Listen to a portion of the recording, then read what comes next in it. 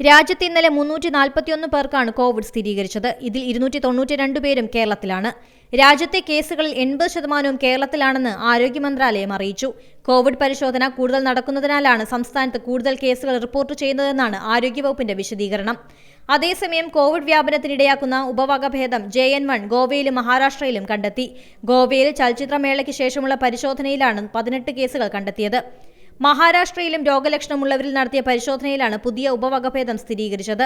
സംസ്ഥാനത്ത് കോവിഡ് കേസുകൾ ചെറിയ തോതിൽ വർദ്ധിക്കുന്നുണ്ടെങ്കിലും ആശങ്ക വേണ്ടെന്ന് ആരോഗ്യമന്ത്രി വീണ ജോർജ് പറഞ്ഞു. രോഗലക്ഷണമുള്ളവർക്ക് കോവിഡ് പരിശോധന കൂടി നടത്താനും ജനിതക ശ്രേണീകരണത്തിന് വേണ്ടി സാമ്പിളുകൾ അയക്കാനും നിർദ്ദേശം നൽകി.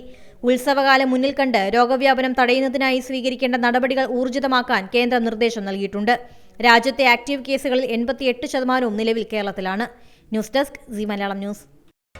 പുതിയ വാർത്തകളും വിശേഷങ്ങളും ഇനി വിരൽ തുമ്പിൽ. എല്ലാ ഡിജിറ്റൽ പ്ലാറ്റ്ഫോമുകളിലും ഇപ്പോൾ സി മലയാളം ന്യൂസ് ലഭ്യം.